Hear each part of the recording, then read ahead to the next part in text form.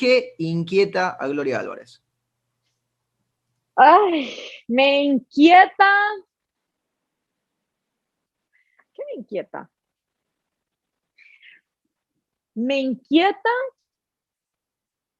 Esto es, esto es La Inquietud con Garrett Edwards. El lugar donde hay más preguntas que certezas.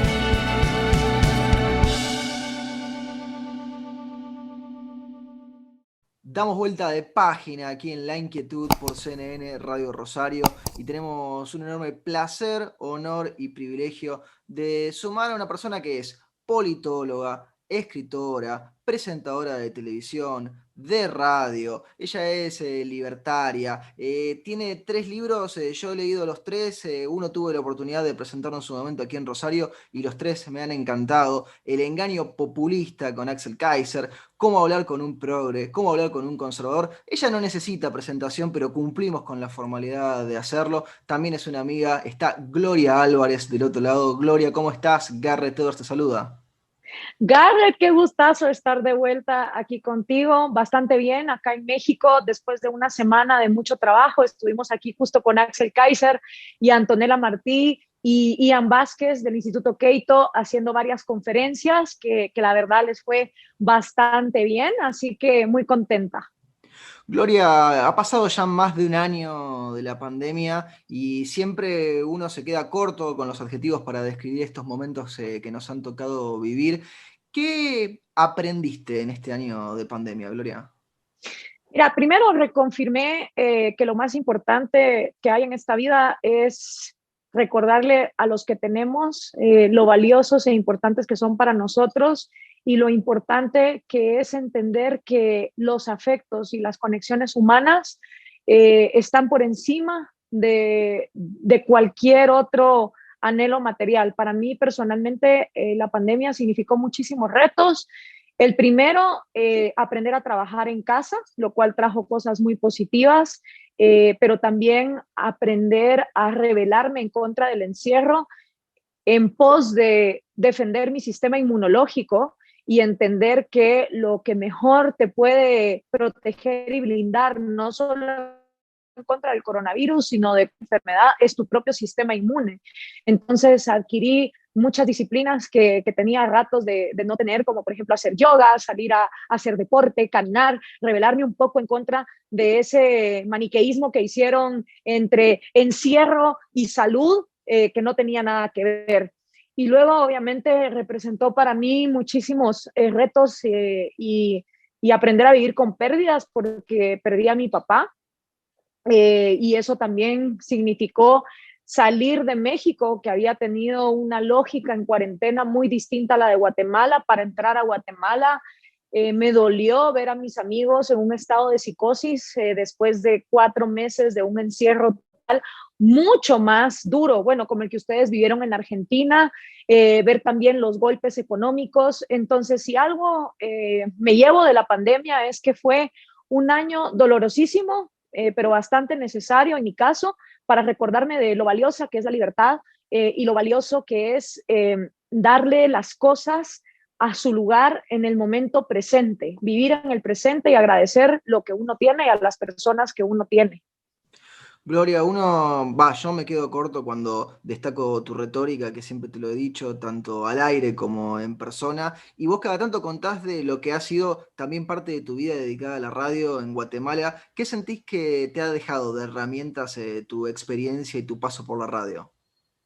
Ay, la radio es una de las mejores cosas que me ha podido pasar en la vida, sigue siendo mi medio de comunicación favorito porque la radio es un acompañante, no necesita que la persona esté presente con todos sus sentidos puestos en ella, sino que es un acompañante mientras trabajas, mientras te desplazas, mientras estás haciendo otra cosa. Es el teatro de la mente, es el arte de poder llegar a través del sonido a recrear no solo en las imaginaciones de las personas que te están escuchando, sino también en sus sentimientos, lo que tú estás transmitiendo y cómo ponerle pasión a palabra.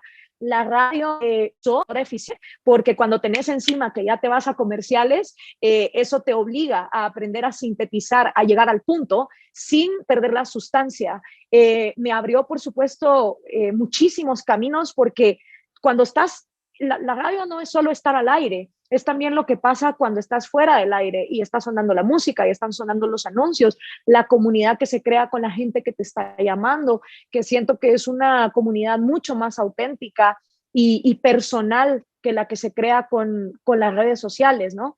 Entonces, todas esas cosas, la verdad que pienso que también la radio siempre es el medio que todos han dicho se va a acabar, ya no va a haber más radio, y resulta que la radio es capaz de evolucionar y volverse al presente, tanto así que ahora los podcasts es, digamos, lo más sonado, ¿no? Te llevo para uno de tus campos de expertise, Gloria. El año pasado te animabas a opinar cuando no muchos lo hacían sobre las elecciones en los Estados Unidos, sobre Donald Trump, sobre Joe Biden. Deirdre McCloskey hace poco yo la entrevistaba y ella decía, acá tenemos a un Donald Trump, lo decía McCloskey, son palabras de ella, que es un fascista y un Biden que es un estatista. Es decir, no le gustaba a ninguno de los dos, pero obviamente se decantaba por el estatista porque el otro estaba en un peldaño peor, ¿no? En esa escala y en esa jerarquía. ¿Cómo vas viendo lo que está pasando en los Estados Unidos? Empezamos ahí arriba en el norte, ahora ya en el año 2021. Pues mira, para mí lo que pasó en Estados Unidos el año pasado venía reflejando lo que tantas veces decíamos con Axel Kaiser cuando íbamos, digamos, presentando el engaño populista en América Latina, y es que siempre te dicen, hay que escoger, porque las elecciones vienen ya y tenemos opción A o opción B, y esta es menos peor que esta. Yo no entiendo por qué esa obsesión con tratar las elecciones como que fueran una cuestión que se vino encima sin que nadie supiera.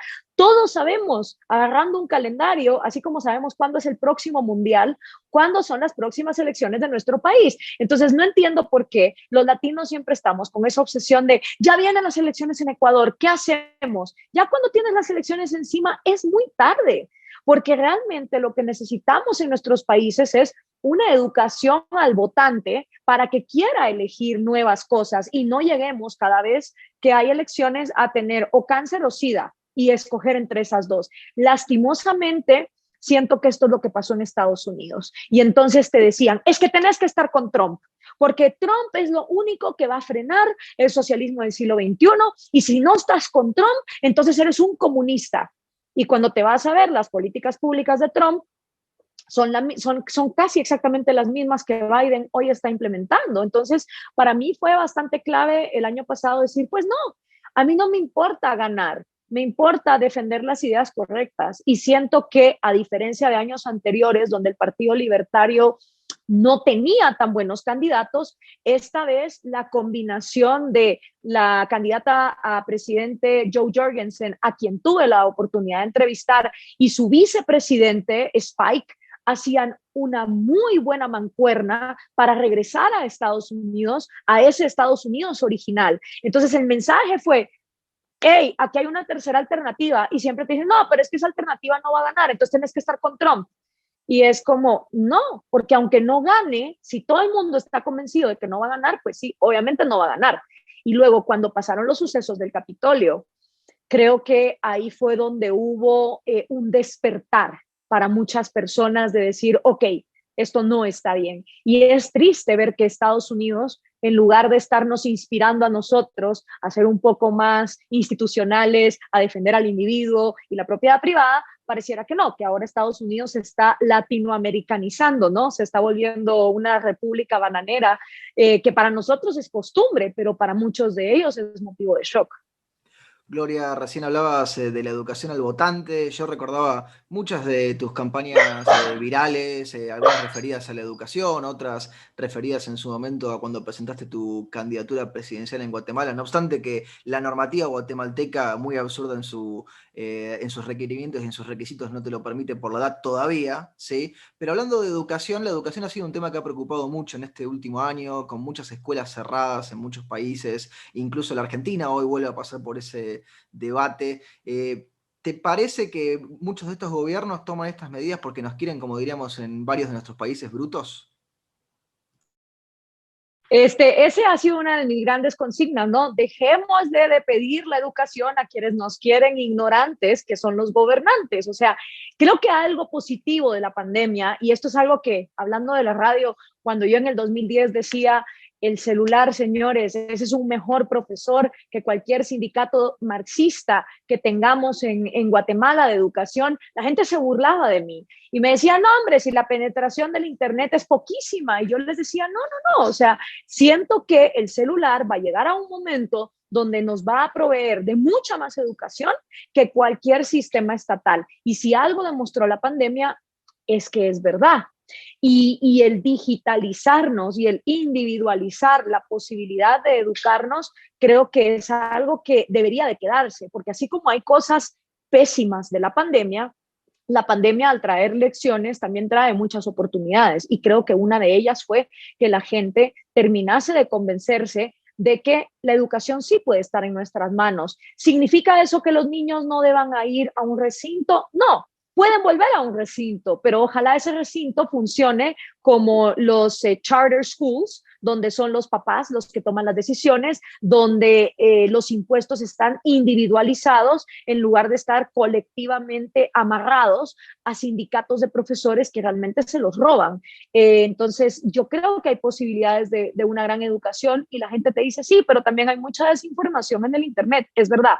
Creo que, digamos, cursos que son obligatorios dentro de esa educación es lógica, filosofía, economía, el respeto por el sentido común, por entender que la realidad funciona de una manera y de nada nos sirve ir en contra de esa realidad con misticismos, dogmatismos, digamos, estas obsesiones estatistas y nacionalistas por depositar en el líder la fe y la confianza en que todo va a salir bien, mientras tengamos una educación más científica, más libre, más enfocada en el sentido común, en el bienestar del individuo, con todo lo que eso respecta, creo que vamos a tener votantes mucho más informados que no van a necesitar de ese discurso mesiánico para sentirse protegidos.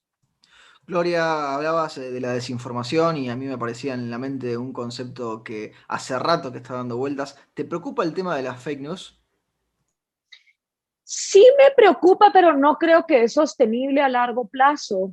Creo que lo que se demuestra con los datos y las cifras es que más rápido que tarde, si hay libertad, es más fácil dar a conocer qué cosas son completamente falsas y negativas.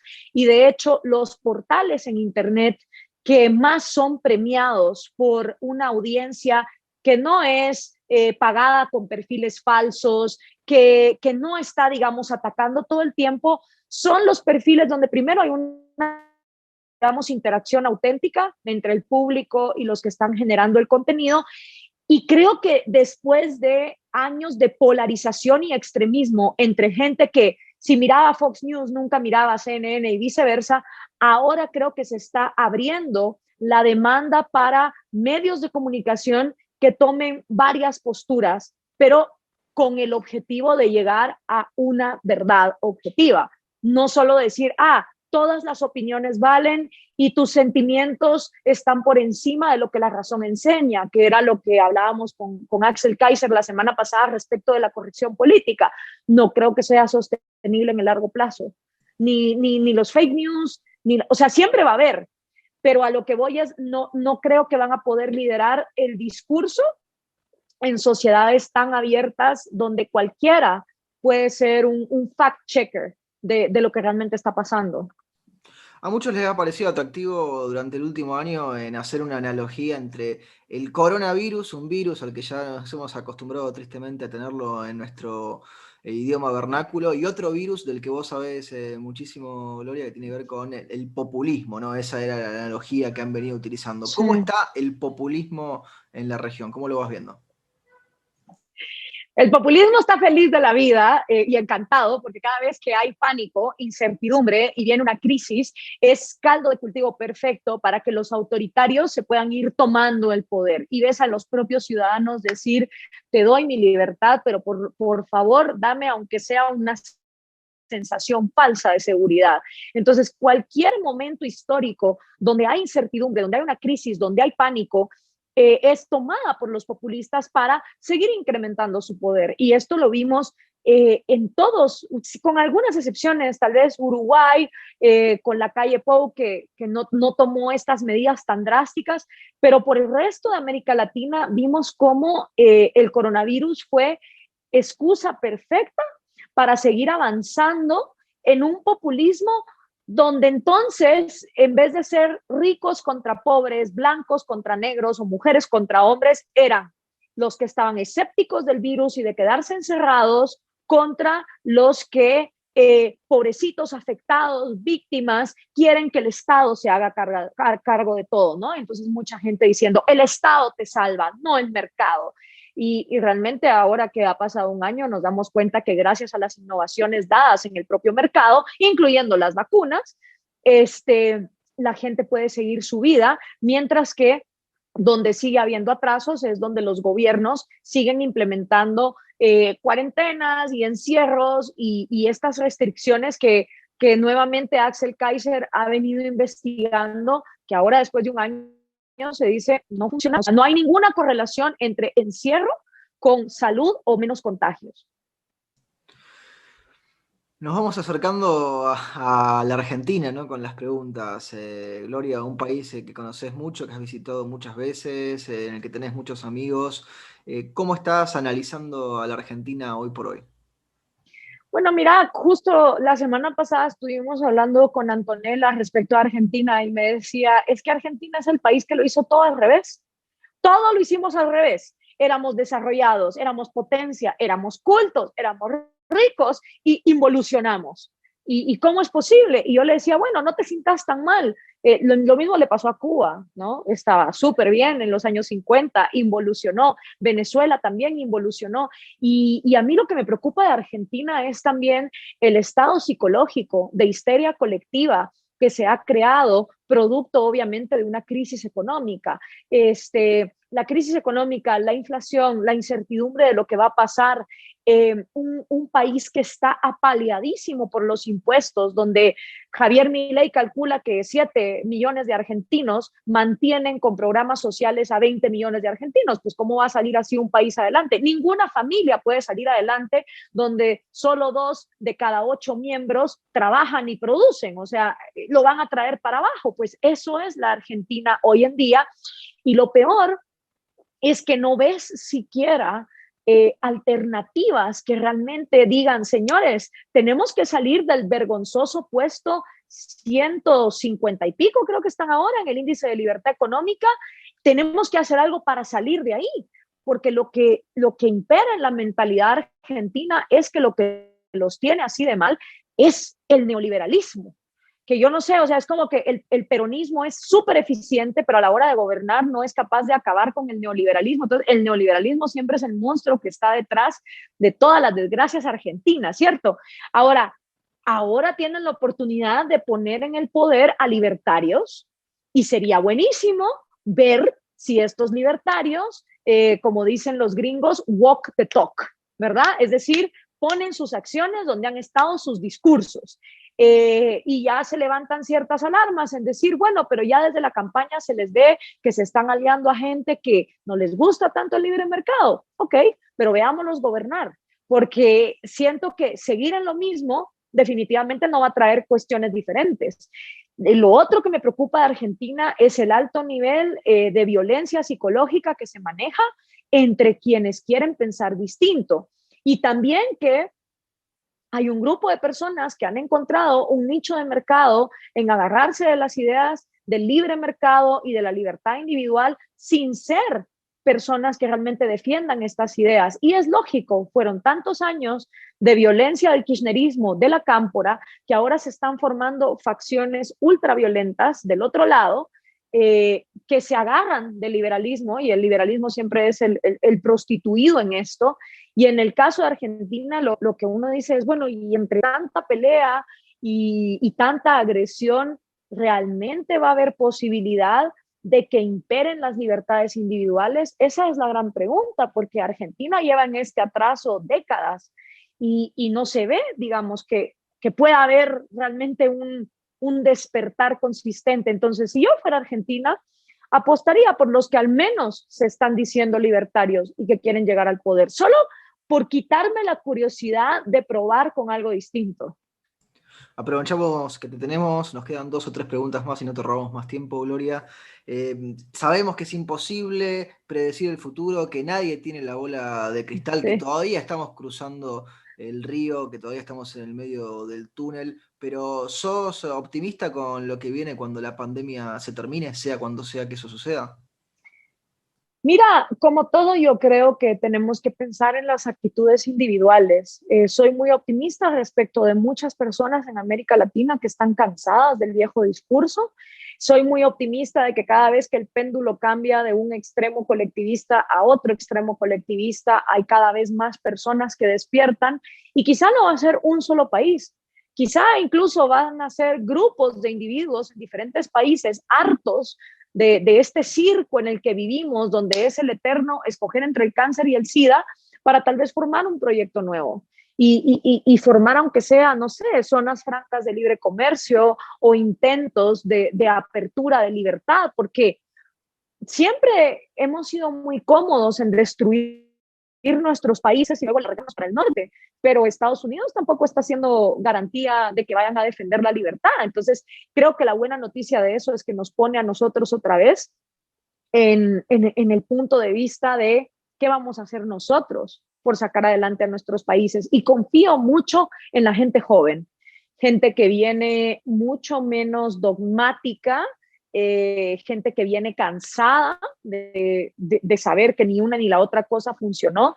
Me preocupa que a veces esos jóvenes están tan enojados, personas liberticidas, eso sí me preocupa, pero también tengo mucha fe en que por su apertura mental y sus ganas de innovar y su apertura a un mundo mucho más global, pueden ser también individuos que apuesten por una mayor libertad. O sea, lo bueno y lo malo de ser optimista o de ser realista, mejor dicho, es que hay que entender que en esto habemos miles de millones de seres humanos involucrados. Entonces, de todo depende de las decisiones individuales de nosotros. Si hay más individuos apostando por trabajar con la realidad en lugar de negarla, si hay más individuos apostando por la ciencia y la tecnología como motores que a través del mercado nos traigan soluciones a nuestros problemas, si hay más individuos dispuestos a cuestionar que un mesías populista no es la solución a sus problemas, pues entonces vamos a estar mejor. Ahora, ¿de qué depende que haya más de esos individuos? De la decisión individual de cada uno de ellos. Y esa es una decisión muy de persuadir, pero depende de cada uno. Y del otro lado estarán las personas que también son presas y que es como una competencia de mentes, ¿no? De ver quién jala más mentes. Y así ha funcionado siempre la humanidad. Y cuando las mentes libres triunfan, hay momentos de mayor progreso. Y cuando las mentes esclavas, conformistas triunfan, pues entonces tenemos periodos bastante tristes y nefastos, ¿no? Yo creo que hay mucho todavía por hacer en América Latina, sobre todo por entender cuáles son los males. La gente sigue sin entender la raíz de los problemas. Dicen, no, el problema no es el socialismo, es la corrupción. No entienden que el socialismo es corrupción. O sea, le das más poder al poder, más corrupto se va a volver. Pero para ellos no hay conexión. Es como dos bolitas que flotan independientemente una de la otra y una es buena y la otra es mala. O sea, mientras haya esa ignorancia respecto de cómo funcionan las cosas, va a ser muy difícil. Pero hay buenos intentos. Por ejemplo, y aprovechando invitar a tu audiencia, sí, estamos tratando de romper un récord con la clase de economía más concurrida en la historia del mundo. ¿Cómo es eso? Con Javier Milei. Estamos tratando de romper un récord con la Fundación Económica para la Educación Económica, FI, el 6 de mayo. Y el 6 de mayo vamos a tener una clase online en la que cualquiera se puede inscribir. Los profesores somos Javier Milei y yo, y vamos a enseñar 4 conceptos básicos de economía. El objetivo de esto es romper el récord mundial Guinness de la clase de economía más concurrida en el mundo. Y a la vez es mandar un mensaje muy potente. Primero, lo que hablábamos, ¿no? La educación ya no es monopolio del Estado, es una cuestión bastante personal e individual, es tu decisión, y que en este evento, que ya hay 4.400 inscritos y ojalá sean muchísimos más, se pueda replicar la manera en que llega la información a nosotros y poder tener con mejor información mejores individuos tomando decisiones. ¿A dónde tiene que ir la gente, Gloria, si quiere inscribirse? Pueden ir a mis redes sociales, a las redes sociales de Javier Milei o a las redes sociales de FEE, Fundación para la Educación Económica, FEE, en Perfecto. cualquiera de las tres. El 6 de mayo es esto. 6 de mayo. Nos queda una pregunta más, Gloria, se la hacemos a todos, absolutamente todos nuestros entrevistados. Tiene que ver con el juego de palabras que da título a este programa, que es la inquietud. Algunos se ponen más profundos, más personales, otros se ponen más serios y más formales. ¿Qué inquieta a Gloria Álvarez? Ay, me inquieta. ¿Qué me inquieta? Me inquieta cómo comunicar ideas que parecieran ser complejas, realmente no lo son de sentido común, en una manera eficiente. Me inquieta a veces pensar cuál es la forma más eficiente de comunicar las ideas de la libertad. A veces me inquieta pensar, han sido más de 3.000 conferencias en vivo, otras más de 1.000 o 4.000 entrevistas, y a veces te pones a pensar, ¿para qué? ¿Cómo pudieras tangibilizar el resultado de la influencia de la libertad o de lo que vos podés contribuir cuando ves tristemente que emigrar en América Latina es como cambiarse el camarote en el Titanic, ¿no? Y que los países que hoy están bien, 4 años después no están bien. Eso me inquieta encontrar, y no es que sea una fórmula, pero me inquieta el pensar cuál es la manera más eficiente de comunicar las ideas de la libertad, no comunicarlas, sino para que la gente las haga suyas y vivan de manera libre, porque estas ideas no son para que estén en un libro de texto, sino para que las personas puedan vivir con ellas disfrutando su paso por la tierra. Gloria, te agradecemos muchísimo este tiempo que te has tomado para charlar con nosotros y con nuestra audiencia. Te mandamos un fuerte abrazo. Gracias, Garrett. Como siempre, un gustazo platicar contigo. Que estés muy bien y hasta la próxima. Bienvenido a México cuando quieras. Gracias, muchas gracias. Vos también, Gloria, aquí a Argentina. Hablamos con Gloria Álvarez en La Inquietud por CNN Radio Rosario. Esto fue La Inquietud con Garrett Edwards. Síguenos en redes sociales y en www.edwards.com.ar.